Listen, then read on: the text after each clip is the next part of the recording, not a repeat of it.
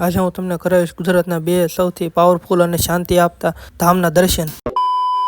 એ બધાને જય શ્રી રામ. 244મો દિવસ મારી સાથે. આજનો વ્લોગ આપણા દેવના ભૂંગળા બટેકાથી આપણે શરૂઆત કરવી છે. હવે આપણે સાળંગપુર જવાનું છે. આપણે તો આવી જઈશું દાદાના ગઢમાં. સાળંગપુર આવવાની સાથે ત્યાં જો માથા જ દેખાય છે, નકરા માથા માથા ને માથા. દાદાના હુકમથી આપણે ફાઇનલી આપણે આવી ગયા છીએ સાળંગપુર. તો બધા મારી હારે બોલો જય કષ્ટભંજન દેવ. પહેલી વાર હાલતી નિહાણીમાં ઉભા રહ્યા જતો ને હાલવા જ મળી નિહાણી. અમને તો બીક લાગતી હતી કે એક પાડી નો દે. પ્રસાદી લઈને તરત આપણે આવી ગયા ભોળાનાથના મંદિરે. મને તો એમ થતું હતું કે હાલો ને આઈને હોઈ જાવ, એટલા થાકી ગયા છે આપણે તો. જો એવા કિંગ ઓફ સાળંગપુર. હવે પ્રતિમાની વાત કરો તો તમે એને અંદાજે તમે 7 કિલોમીટર આગળ જાવ તોય તે તમને આ મૂર્તિ તમને સ્પષ્ટ દેખાય. એટલી ભૂખી થઈ ગઈ છે, એટલી ભૂખી થઈ ગઈ છે તે આખી પીળી નોટ જ દઈ દીધી. આવી ગયા આપણે સ્વામીના ગઢડા. આ મૂર્તિ લગી તે કેમેરા શૂટિંગ અલાઉડ હતું, પણ મંદિરેથી કેમેરા શૂટિંગ અલાઉડ નહોતું. સોરી, તમને હું દર્શન ન કરાવી શક્યો.